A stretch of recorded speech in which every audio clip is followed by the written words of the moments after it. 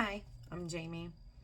I came on here the other day and made a video about my son, Austin Burke, who has been the subject of a lot of media attention because of an altercation that happened at Southern Ohio Correctional Facility with Ruben Melendez. And since that day, there have been new circumstances that have evolved. And I learned the day after that video came out that the grand jury indicted Austin for aggravated murder for that altercation. I also learned that the reason that it's aggravated murder is because it happened in a detention facility and because of the nature of his original charges that he's been appealing. A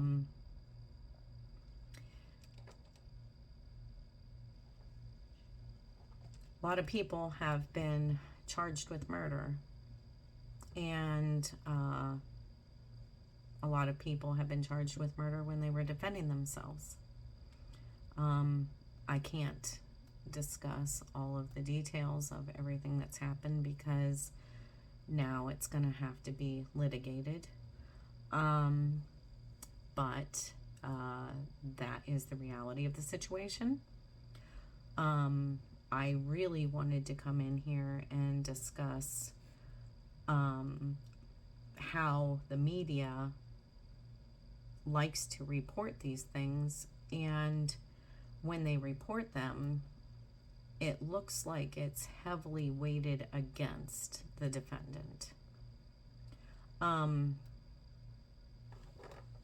have issues with that because, number one, they're spreading this information everywhere, and a potential jury pool is going to be seeing all of this media attention. And they're already going to have some kind of predetermined idea about what they think based on what's being reported. But what the media doesn't report is that although Austin did have convictions in the past, he has maintained his innocence from those convictions since day one. I wanted to discuss why we have some of these appeals that are in these courts, because I don't think a lot of people understand. In America, we are all supposed to have rights that are guaranteed to us. Guaranteed means not just for some people, but not for others. Or, we can, decide that we can have these rights under these circumstances, but not under these circumstances. So when a person is being investigated for a crime, and they are brought to trial, there are certain things that you're supposed to be allowed to have when you are being tried for something as serious as aggravated murder. One of those things is an investigator. Another one is an expert to testify on your behalf. In Trumbull County, it seems like they can pick and choose whether they abide by these, constitutional rights, because, they can pluck an 18, 19-year-old kid out of the community and say, well, you've got to do this on your own, and we're just not going to give you an expert, and we're not even going to give you a reason why we're not giving you one. We're just going to say no, and there's nothing you can do about it. So they seized cell phone data location from his personal handset without a warrant. Now, this was brought up in trial. It was been brought up in appeals. The U.S. Supreme Court in 2019 said that this is unconstitutional. The government is not allowed to just go and seize your location data from your cell phone unless they have a warrant for you. Regardless of what this data or any problems that we have with this data, they weren't allowed to do it to begin with. And even though it's gone to, the county appellate court, for whatever reason, they decided that, this higher court's ruling, didn't apply to them. I don't know. But that was a portion of Austin's direct appeal. Issues that we had with the cell phone data to begin with, well, BCI testifies to this data. And before they testify to it, they read a disclaimer to the jury and to the audience that says that they were not really supposed to be testifying to this data at all, and that AT&T themselves was the appropriate agency to be to have the breadth or scope of knowledge to be able to testify to this. So BCI takes it upon themselves to go ahead and read this disclaimer, but testify anyway, even though they're not supposed to be testifying to it. They testify to it, and the first day of trial, they decide with Chris Becker that they're going to take out an enormous chunk of GPS information and just toss it aside and say, well, we don't need that. We don't need the information that actually gives us a roundabout location of where this cell phone might actually have been located. We're just going to tell the jury where the towers themselves were located. So we're going to deceive the jury and tell them what tower picked up a call and let them think that that somehow is giving them the whereabouts of where the handset is. That's ridiculous. Absolutely ridiculous. A cell tower can pick up a call within a 50-mile radius. A cell tower could be inoperational, and a different cell tower 20 miles away could pick up the call. You could be behind a wall that a signal doesn't penetrate, and then it goes in another direction in another town, and that cell tower picks it up. You can have weather conditions that can affect where a signal goes. If a cell tower is too congested because it's during a day with heavy traffic, a different cell tower would pick up that signal. That is why AT&T was the one that should have been testifying to that information and not BCI. Now, aside from the fact that they deceptively were testifying to this information, and aside from the fact that they shouldn't have collected it to begin with because they didn't have a warrant, we can talk about some other serious issues.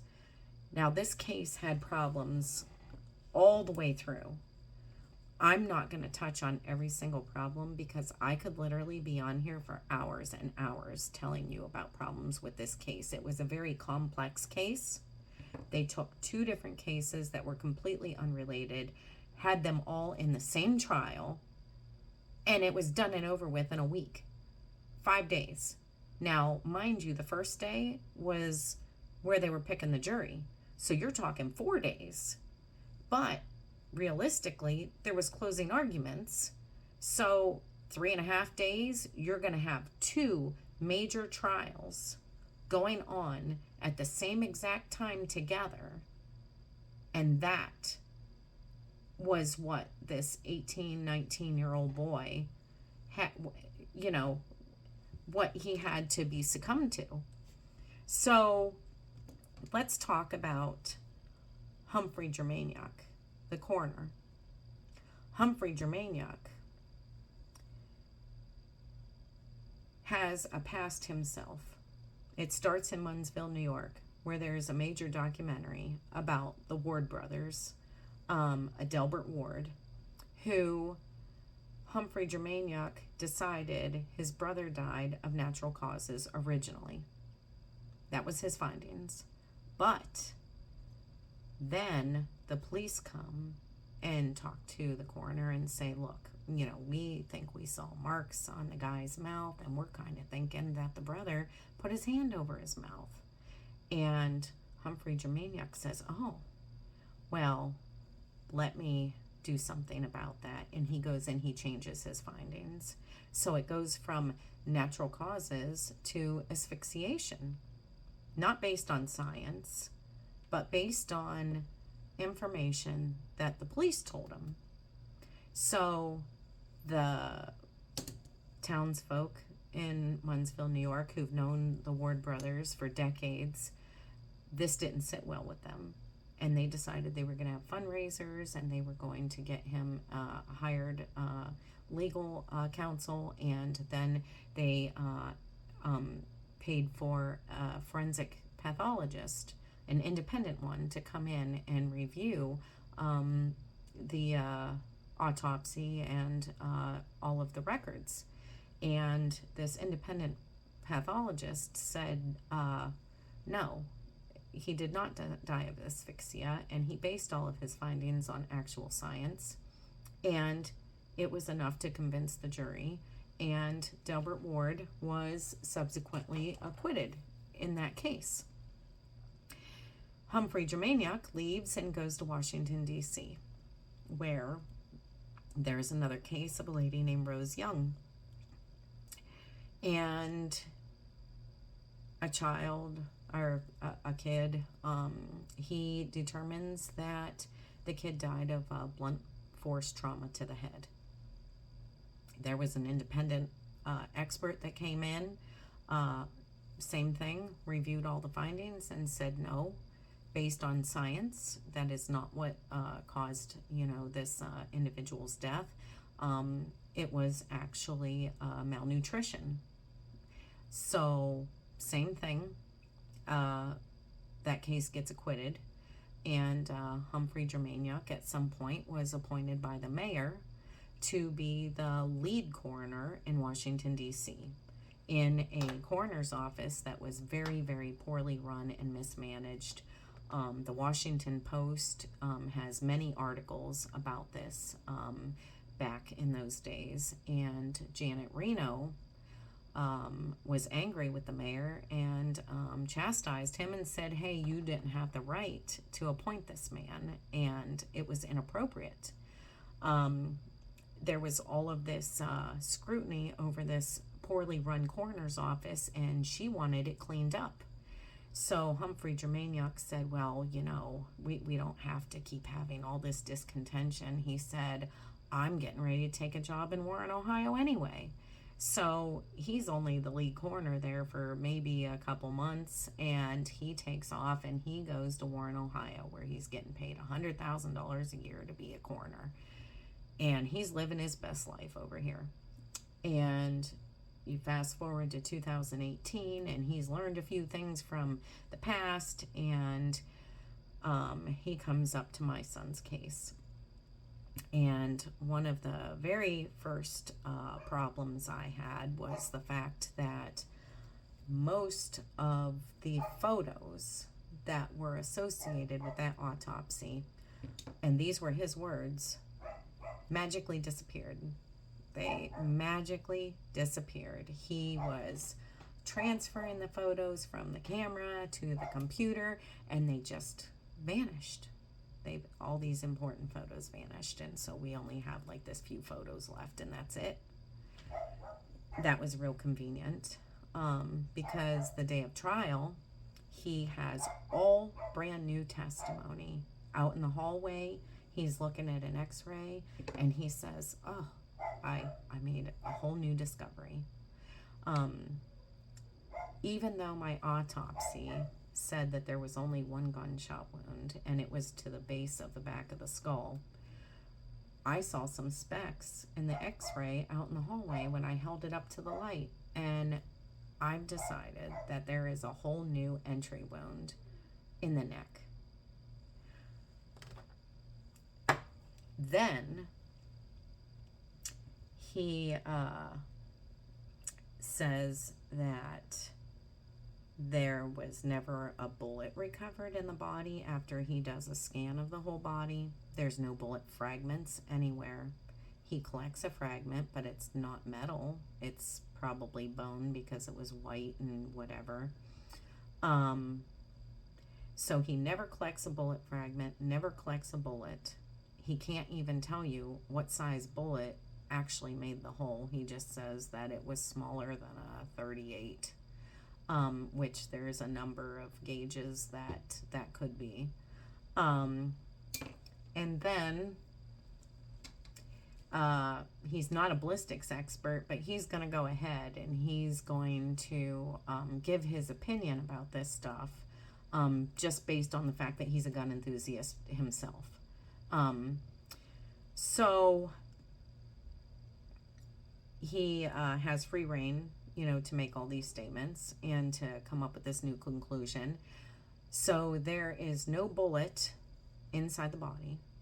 There's no fragment recovered.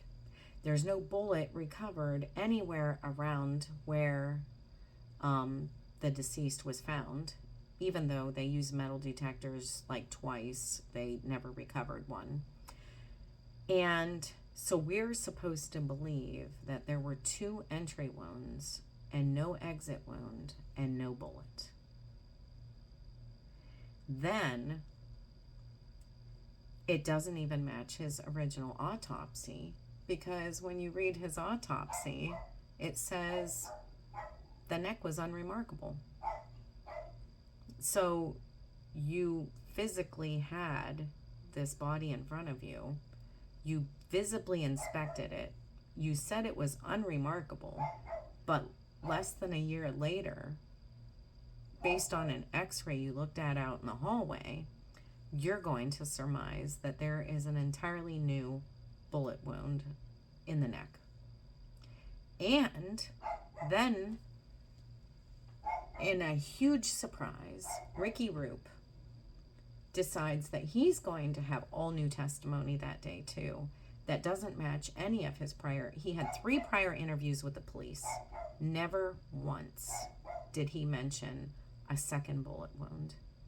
But in trial that day, he says Austin admitted to shooting Brandon in the forehead, which that never happened. He was never shot in the forehead, and in the neck. Never said that before, but that day he said it. So none of that's very fishy. So let's go to some more problems with this case. The most obvious ones were that none of the bags of clothing that they tested, that these kids supposedly said, oh, that's the bag that, when he was with Brandon, the clothes are in there, blah, blah, blah. None of these bags, 3 of them, I believe, that they tested had they were all clean. No DNA that put him with Brandon's sample. They tested this gun that was related to this Pizza Joe's murder. They collect DNA from it. Austin is not a major or minor contributor. He's not a contributor at all. There is a third-party unknown male's DNA on this gun. You take this Pizza Joe's robbery, where the 2 girls say in their statements, not long after the robbery actually happens, that it was a mixed race male that robbed them. Both clerks that were at the desk. I have copies of their statements to the police. They're not even the ones that testify in trial. They get some other girl that was there to testify. They don't bring the girls in who described the robber, that were the closest ones to the robber, that were actually there at the counter. They get somebody else. So they put these 2 trials together and make it look like this gun that they recover over here is somehow related to this murder over here, even though there's absolutely no evidence whatsoever that ever suggests that that is the freaking gun. And then they let everybody believe, that they had the murder weapon. There was no murder weapon. There was no bullet. There was no fragment. There was no ballistics. They burned the victim's clothing so that stippling couldn't be tested by BCI. Prosecutor Becker is the one who ordered that clothing to be destroyed when Humphrey Germaniuk asked if he wanted it to be sent to be tested. Humphrey Germaniuk even testified, even though I don't really like the man, he testified that it was very unfortunate that that clothing was burned because of the evidence that could have been retrieved from it. Then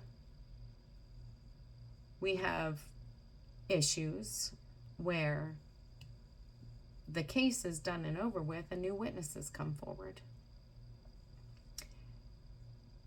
Those witnesses write affidavits in our post-conviction appeal, and there was an alternate murderer.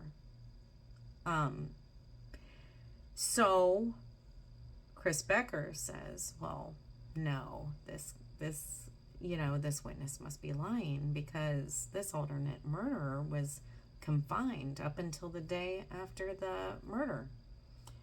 And we said, okay, well, we want to subpoena the sign-out sheets for this alternate murderer. If you're saying that they were confined, we want to see the proof of that. Show us the sign-out sheets. We subpoena the sign-out sheets, and what happens?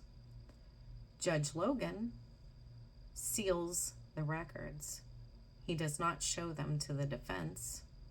He seals them and summarily dismisses the post-conviction appeal. If everything's on the up and up, why didn't you just show us what was on the sign-out sheets? Why did you seal them and not share them with the defense? Coincidentally, the Ohio Supreme Court had a problem with that. So the post-conviction appeal goes to the Ohio Supreme Court. They deny jurisdiction based on a technicality. The technicality was that the same judge that ruled on the post-conviction appeal was the same judge that was in the trial. That's the technicality. So that allows them to deny jurisdiction. But of the 3 panel judges, the other 2 judges dissented and said, no, it looks like there might be an innocent person sitting in prison and he deserves an evidentiary hearing. And it's unfortunate that Ohio has these rules or laws that allow these kind of technicalities to deny people their freedom.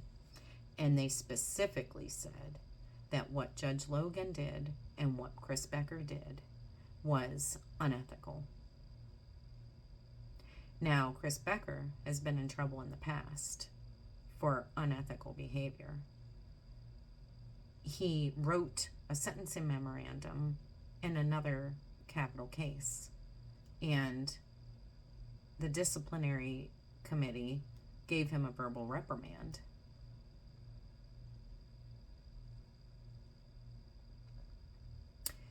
There are a lot of things that I could discuss about this case. I'm limiting it to just things that have already been appealed. I'm not going to discuss all of them. We're still waiting for the federal courts to rule on the habeas that's sitting in the district court right now. But when you're watching the media and they are reporting on things, sometimes you have to have a bit of discernment and you have to really critically think about what you're seeing, because maybe they only have information that they got from another news source that's far off. Maybe that news source only had limited information. Maybe they didn't take the time to really look into the backgrounds of some of these people. They kind of made Ruben Melendez look like he was some feeble, old, elderly man. This man's 65 years old. There's a lot of 60-something-year-olds out there, and I kind of tend to not think that they are feeble or elderly. I take care of patients every single day, and 60-year-olds are not feeble and elderly. They also kind of want to make it look like this man wasn't very dangerous at all. It is very easy to look up the history of Ruben Melendez. This man stabbed and sodomized a kid. And not only did he stab this kid, he stabbed him 19 times. So I guess the first 6 or 10 times wasn't good enough. Like, he had to keep going another freaking 9 times. And then he goes to prison. Now, mind you, an Arizona prison. He's not from Ohio. He is in an Arizona prison. Originally gets the death penalty. Goes to prison, and he stabs a prisoner 47 times. You would literally have to stab somebody 12 times, then 12 more, then 12 more, and then what, another dozen or so, give or take a few? That is above and beyond the call of having to, take somebody out 47 times. That's not no ordinary assault. There's more that I could discuss about that, but the news isn't reporting these things to you. And why was he moved from Arizona to Ohio? He's not a federal prisoner. He's a state prisoner.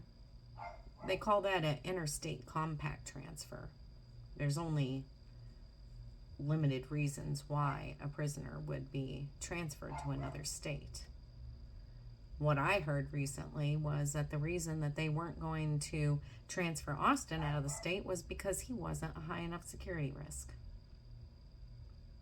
So you're going to charge him with aggravated murder, but you're going to say that he's not really a security risk. He hasn't had a ticket in 2.5 years. He earned his paralegal since he's been in there.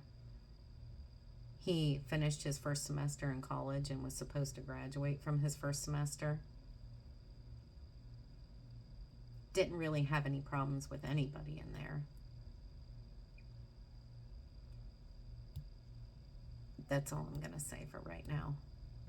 When you're watching the news, please consider what you're watching, because it's not always the complete story, and it's not always representing the whole truth.